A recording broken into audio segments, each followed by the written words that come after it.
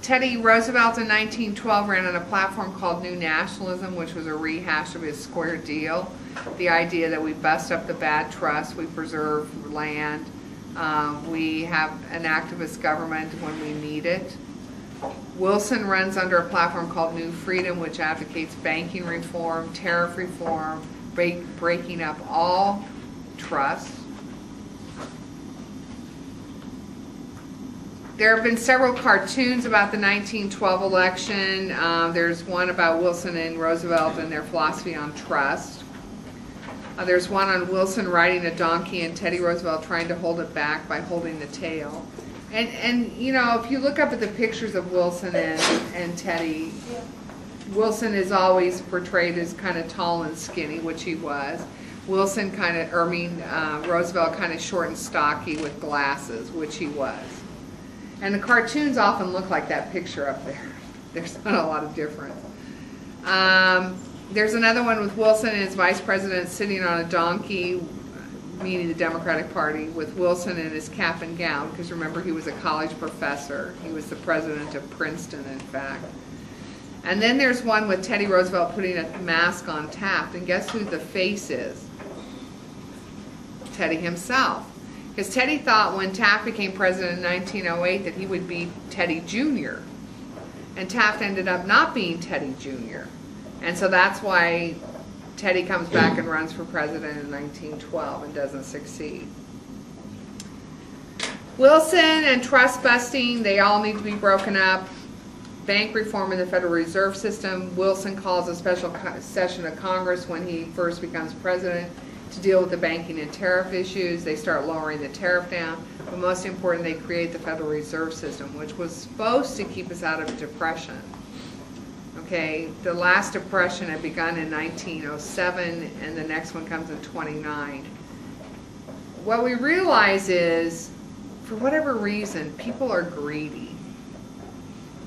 And they didn't pass quite enough banking reform in 1913, so we end up with a depression in 1929, and we have to pass banking reform in 1933. And then we start loosening things back up again because the bankers we think are going to be good. I don't know why we think bankers are going to be good. And then we end up with another depression in 2008, almost as bad as the one in, so I think we've shown historically, maybe we finally learned our lesson, except I find it interesting if you see the response yesterday to the banking reform bill. It'll get passed eventually, but the Republicans were complaining about a couple things. They want to let banks sell derivatives, the thing that caused this whole problem, and they want to continue to let it go. I, for one, don't trust bankers. I think that they're out just for money, which is a bad thing in my estimation. I think you have to keep them in check, but that's me, and I'm only one voter, so in the next year and a half, you're all going to have to decide how you feel about the issue, because in 2012 November, you get to vote. I would think all of you can vote, right? You can't vote? Because you're not a citizen, or you're not old enough? No, it's not. You won't be old enough? Isn't the election like the first week of November? Uh-huh. Yeah. Oh, crud, that's a bummer. You won't be old enough either? Oh, wow. You'll be a freshman in college and you won't be able to vote? Wait. I'm talking about 2012, not 2010. Oh, I thought you were talking about, like, No. Some of you could vote next year probably already, can't you? Yeah. Okay. Wilson was a good leader except for the fact that he was inflexible. If you think back to the whole thing with the Versailles Treaty, it was his way or no way.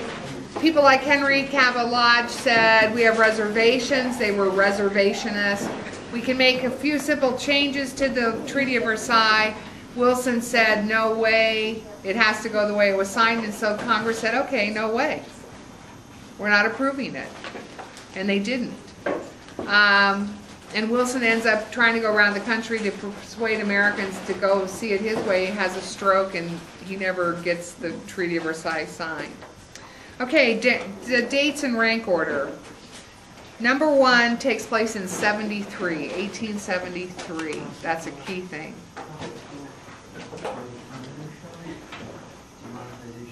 Excellent. Demonetization of silver, the crime of 73. So 1873 is the date. Number 2 is 1882. Exclusion Act. Very good. Chinese Exclusion Act, 1882. Number 3 is 1883. It happens right after an election.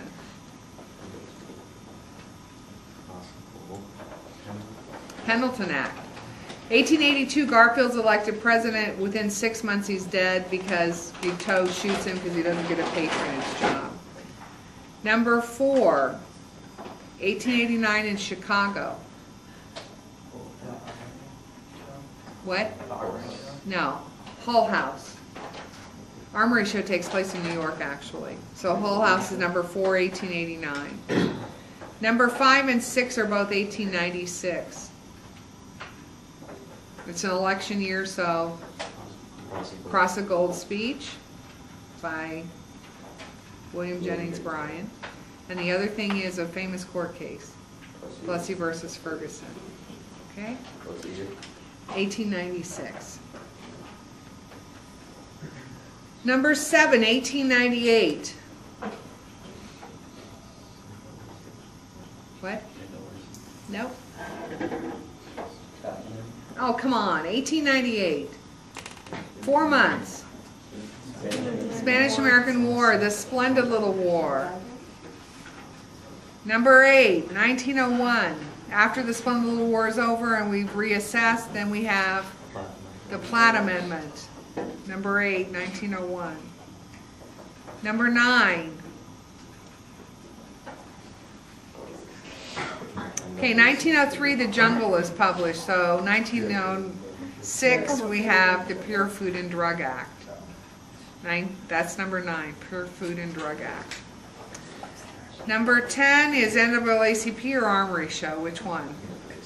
NAACP, what year? Close, 1909. 1909. And the Armory Show takes place, number 11, in 1913.